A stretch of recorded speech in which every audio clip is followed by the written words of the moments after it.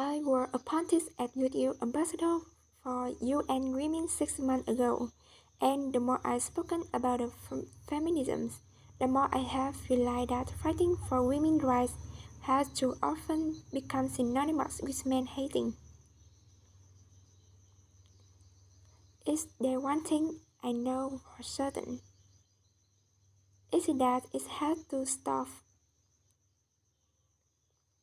For the record, feminism, by definition, is the belief that men and women should have equal rights and opportunities. It's the theory of political, economic, and social equality of the sex. I started questioning gender-based assumptions a long time ago. When I was 8, I was confused about being called possessed, because I wanted to direct the play that we would put on for our parents. But the boy would not. When at 14, I started to be sexualized by certain elements of the media. When at 15, my girlfriends started dropping out their beloved sport team because they didn't want to appear masculine. When at 18, my male friends are unable to express their feelings. I decided that I was a feminist, and this seemed uncomplicated to me. But my recent research has told me that feminism has become an unpopular word. Women are choosing not to identify as a feminist. Apparently, I'm among the ranks of women whose expressions are seen as too strong, too aggressive, isolating, and anti-man. Unattractive even. Why has the world become such an uncomfortable one? I am from Britain, and I think it's right that I'm paired the same as male counterparts. I think it's right that I should be able to make decisions about my own body.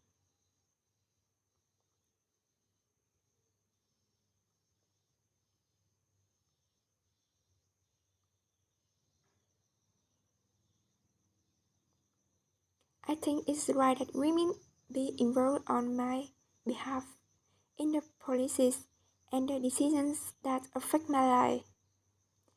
I think it's right that socially I am afforded the same respect as men. But sadly, I can say that there is no one country in the world where all women can expect to receive the rights. No country in the world can just say that they have a tri-gender equality. This right I consider to be human rights, but I am one of the lucky ones. My life is so privileged because my parents didn't love me less because I was born a daughter. My school didn't limit me because I was a girl. My mother didn't assume would go less far because I might give birth to a child one day.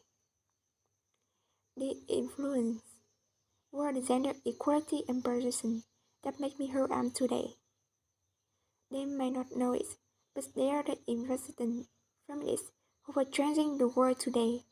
We need more of those. And if you still hate the world, it's not the word that is important. It's the idea and the ambition behind it.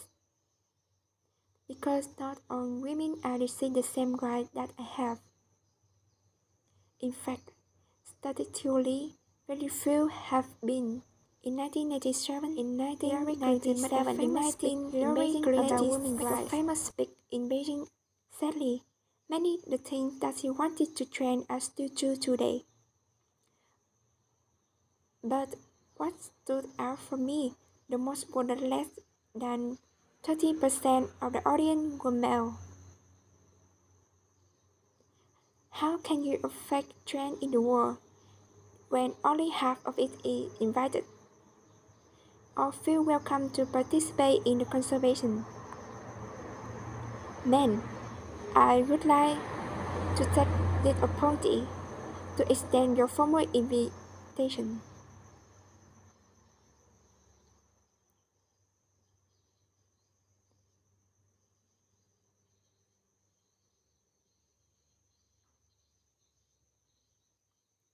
Gender equality is your issue too.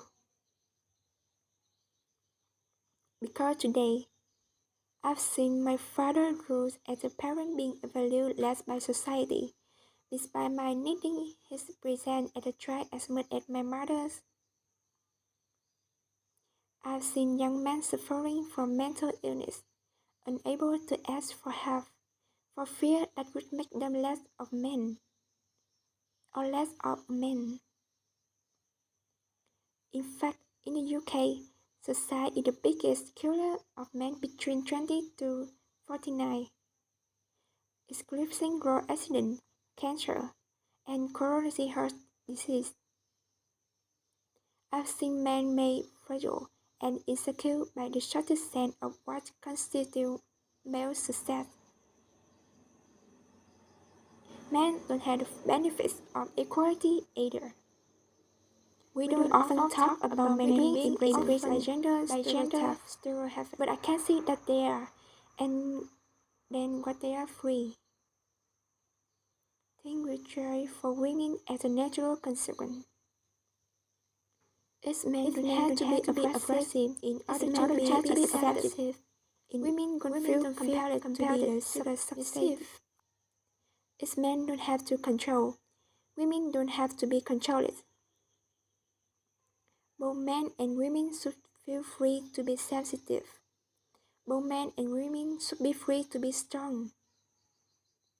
It's time that we all possess gender on a spectrum, instead of two sets of opposing ideals.